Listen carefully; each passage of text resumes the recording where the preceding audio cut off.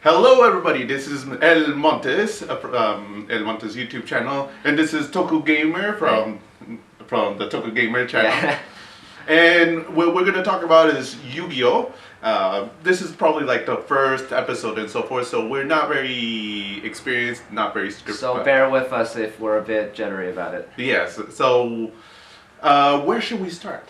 Well, I mean, I don't know, like, since you're coming in fresh, like what do you think of the game so far? I mean... Well, I started the Yu-Gi-Oh! About a week ago because, well, to be frank, I was pretty sure that when I came in, I knew there were some aspects of it that I didn't like, but I can't really say it because I don't have any experience playing it. So I decided I'll just go in full front, learn everything that I can, learn as much of the cards as possible, be able to build my own deck, play against other people, and have a good opinion of it.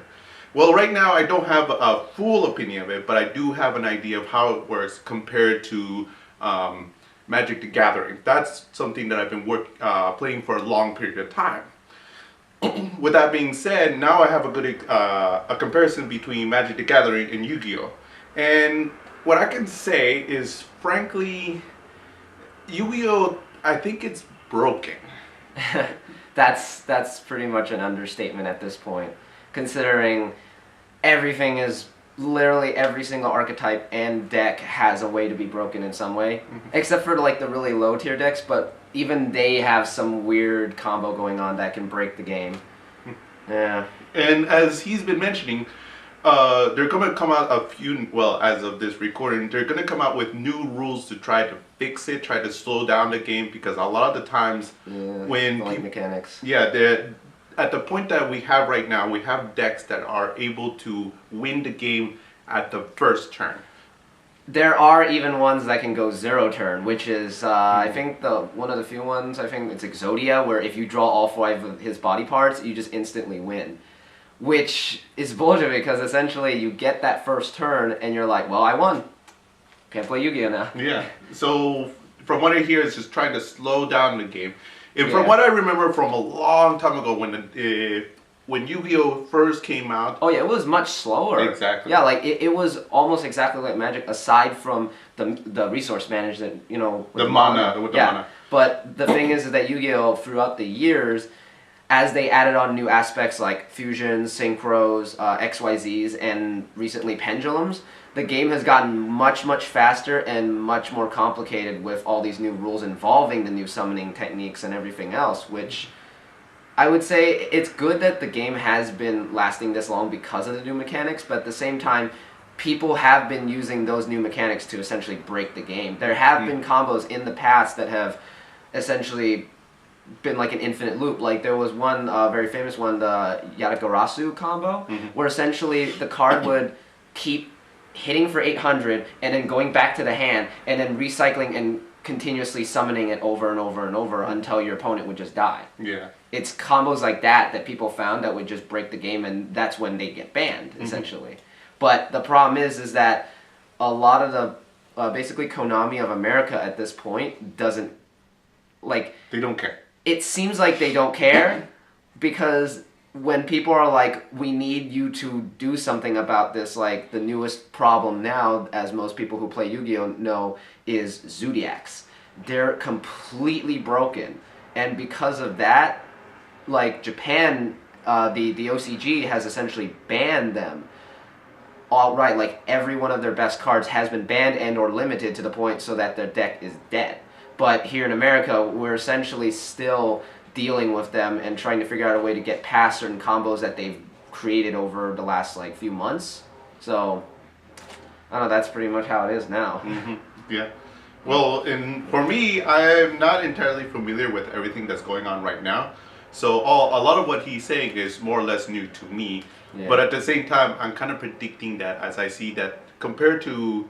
I mostly blame it on the core rules of the game. The core mechanics of the game is actually quite restrictive and forces the cards that people will create, the company that creates, to make cards that goes around it in such a way. Like the core mechanic is that, which I find very surprising, is like you can only summon one normal monster. And then if all the monsters had no rules whatsoever, that means let's remove the traps and the spells. Yeah. It would be an incredibly slow game because people would put down one monster. Yeah, that's what it used to be, and that's why all the anime episodes took like, I don't know, like 5 episodes just to finish one duel. battle, It yes. was so tedious, but as they went on, they started adding in cards that sped up the game because people were like, just please speed this up.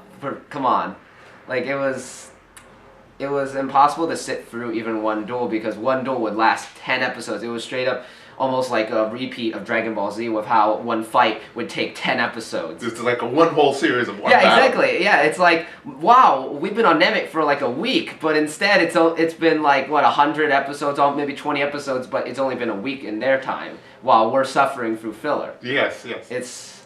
That's one of the reasons why I don't watch Dragon Ball Z anymore, and I think that's one of the reasons why I got tired of Yu-Gi-Oh! Because it's like... Yeah, the show dragged on a lot with all the episodes, which is probably why with the newer episodes, some duels, if they're like the final boss ones, they'll take like 5 episodes maximum. But if they're just like maybe like a short encounter, it'll be 1 episode top, which is great because then it actually gets you like hyped for like all the stuff they do. And that's actually probably why they introduced the idea of a speed duel in the anime, because like right now the new speed duel literally has only 20 cards in the deck, so of course that's going to speed up the game, and of course it's not 5 monster spaces, it's 3. Yeah. So it has to be faster and everything. Well, yeah. Yeah, I can't wait to see the new rules to see if it fixes. But It will. Well, it might actually. Yeah. I'll rescind my will because the possibilities exist. no, because there have been people that have already broken the idea of link summoning already. So we'll see in about maybe a few more weeks. Yeah, so I'm also a little bit pessimistic in the long run as well, because as I noticed that there's like there's a trend that as new rules come out, there's new cards and new ways of people to think of a ways to break the system. There's always a way to break it, even with the new mechanics. Like the deck that I'm planning to make the tricksters. They don't need link monsters, but they can. And with the link monsters, it makes the deck even more worse because it protects all the monsters that slowly whittle down your life points. Yes. So I can just sit there and do like 3,000 damage per turn. But if I do that, then my link monster gets even more powerful, and she gains like 3,000 damage to her attack. So she's like, oh well, I was a 2,000, now I'm a 5,000. Sorry about that. Yeah, and That type of once the new mechanics are introduced, they're going to introduce more cards as well. Oh yeah, they've been introducing in the new anime. There's already been 7 episodes, and there's already like 3 new archetypes. The villains have their own archetype. The link monsters, of course, we've seen a lot of them so far, and they're pretty good. It's just depending on the situation you use them in. Yeah, and the thing that I noticed is as they introduce new monsters, there's going to be new ways for people to think of more flexible ways to go around to do it. And for example, in the Magic the Gathering, there's over thousands and thousands of different cards out there, which and there's means thousands of combos that you can work together to thousands. defeat your opponent. Yeah, so the only way to stop an opponent is to specialize a deck that would specifically knock out the other person's deck. But then the deck only can do one. That one deck. But the thing with Yu-Gi-Oh is that people build decks specifically like to take care of everything, because that's why everybody runs 3 Solemn Strikes and 1 Solemn Warning and 2 Quaking Mirror Forces and other stuff like, let's say, like Upstart, Dark Hole, Raigeki. They run all those, what people call staples, because they need those decks to essentially take care of anything that might impede their combos. Because the one thing when you play Yu-Gi-Oh is the worst feeling is when you're pulling off like an epic combo and your opponent's like, nope. And you're like, I just did all that. But to be fair, personally, I think that's okay, especially when against Zodiacs, because Zodiacs, they take 5 minutes tops for their turns. So I don't give a flying whatever, about that, because I'd rather see their entire field gone so that I can do my thing. Yeah.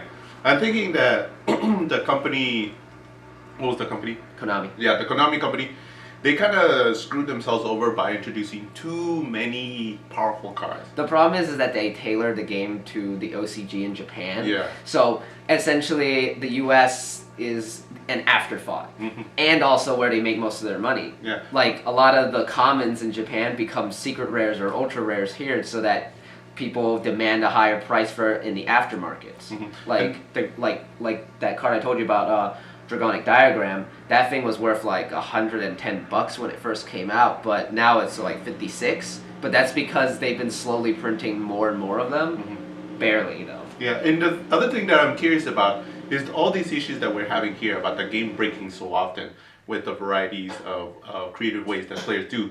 Does that happen in Japan as well? No, it doesn't, because the problem is that they have consistency. They get ban lists every 2 months. Yeah, but we get a vague, oh, maybe after August. That is like the worst thing. You're like telling, I might do it. Instead, Japan's like, every 2 months, we're gonna do a ban list. We're ready. This is what's gonna get banned. This, like recently, they just banned all the Zodiac stuff, and then they unbanned or they unlimited Blackluster Soldier Envoy at the beginning, one of the most awesome cards back in the day, back in the early 2005s or whatever. That thing was a busted card, and they limited it because of that. But now, because of all the new mechanics and how broken most cards are nowadays, it's like nothing. So, of course, make it unlimited to free now. Yeah, but that means that if it wasn't for the bans, the game would be broken in Japan as well. Yeah, but that's because Japan actually cares about their player base, and their player base is more willing to literally boycott the shit out of them instantly. So, I don't know about, like, the US, they're, like, every video I've seen, mostly on YouTube, it's always like the whole, oh, well, this is gonna break the game, I'm gonna quit Yu-Gi-Oh! But you're still buying it, regardless. So it's like a love-hate relationship. Yeah, it's always a love-hate. Every YouTuber, well, not every YouTuber, but most of them that I've seen, they're all like, I'm not playing this again because of the new link mechanic. And I'm like, but then they still go back and buy it. Those are the people that keep going back to buy it, while the casual players, they're okay with it. I mean, most... Would you consider yourself a casual player? Not at this point. I'm competitive at this point, but at the same time, I stick with a lot of decks that I build for at least a whole year. Like my main deck, I run ABCs, right? I've had that deck since Fanime, but I'm gonna continue using it because it is viable in link format, and I figured out combos that can work with it. So I'm of course gonna keep it, and of course building that new ritual deck with the black lusters and all that. They're gonna last for a while, especially considering that link summoning is gonna take a little bit for people to figure out and how to break, essentially. So we have time. But I know, like, since you're coming in fresh, like, well, like, so how does the game seem, right now to you? Well, as I said, it's like it seems broken, but that's because I have a lot of experience. When I'm playing it, I'm making a lot of comparisons to Magic the Gathering. Which is why it's like in Magic the Gathering, we don't have the summon one creature rule. That means it comes with the core mechanics has no restrictions. Yeah. Which means that people can, like I said, make thousands of different. You have a restriction. It's mana. Well, that's your restriction. Technically, is the restriction, but because that's a restriction, there's so many very broken cards that can go around it, like the infamous Black Lotus that costs thousands of dollars. And there's only so little prints of them left. That's another thing that I've noticed is like in Yu-Gi-Oh! They overprint. See, that's the thing with Magic is, I actually was discussing this with Ethan, because he quit Yu-Gi-Oh! Mainly because a lot of the cards he had, essentially, they were worth nothing, because essentially when he first bought them, they were worth like at least a decent, maybe $10-15 each. But the thing is as they go on, they reprint the cards so people have a chance of build. Essentially, Yu-Gi-Oh! I would say it has that restriction with the normal summoning and the other stuff, but the thing is that unlike Magic, they have literally anybody has access to any card. Every card has been reprinted in some way in every single rarity at this point. Like every card has a normal, has a rare, super rare, ultra rare, and a secret rare of it. And not only that, with like the recent set that's coming out next week on Thursday, the Battle of Legends, Battle of Legends Light's Revenge or whatever, that thing has reprints of all the best cards that people have been wanting for like at least 2 years. And the fact that they're reprinting all the cards, like I bought a Crystal Wing for $20, it's being reprinted in the set, so it's gonna go down to like maybe 10 or less because of that. But it's like, that's the thing. Magic does not reprint any of the good cards. No. They essentially give you like, maybe a few get reprinted, but most of the really good ones, they never get reprinted. While Yu-Gi-Oh will always reprint them at some point. Yes, so another thing that I noticed is like in Yu-Gi-Oh, the number of variety of cards isn't that much. In Magic the Gathering, they print a lot of garbage cards. Oh, no.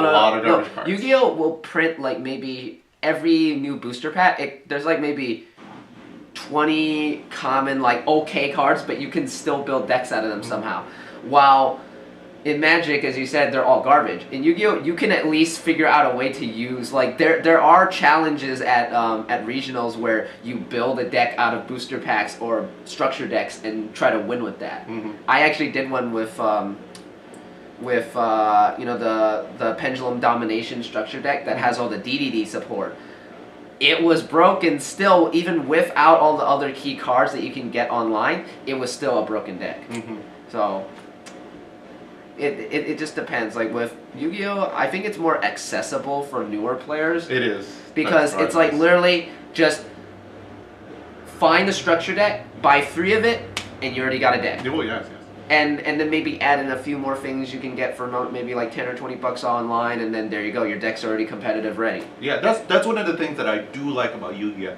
Unlike in Magic the Gathering, you have, for example, Planeswalkers. Yeah. I will admit, I don't really know very well how it works, the mechanics of it. I'm looking into it because I should know by now. But but the thing is like the Planeswalkers are very expensive. You have very rare cards that are very expensive. Yeah, you can make really strong, powerful decks that cost more than $100. Although there are some people that say they can build really powerful decks with less than $100. Yeah, but most of them. But that's not possible, especially in Magic, because I can see it happening in Yu-Gi-Oh because there are challenges for budget decks. Yes.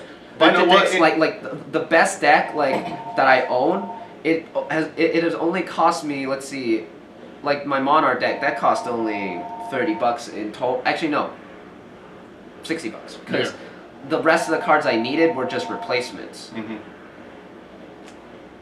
But I don't know. It's just Magic. Magic is a bit tougher. Yes. So should we end it from there? What do you think? Is there much else I can do? I know that's about all we can say about the current state of Yu-Gi-Oh at this point. We'll have more in mind. We're what we need is a little PowerPoint so we can have more of what we're going to talk about. So stay tuned, as they say. Yeah. And we'll be back with another episode. Yes. All right. So this see you next time. Well, we have to see ourselves. Sign off. Sign off. So this is El Montes and Toku Gamers signing off. Okay. Bye bye.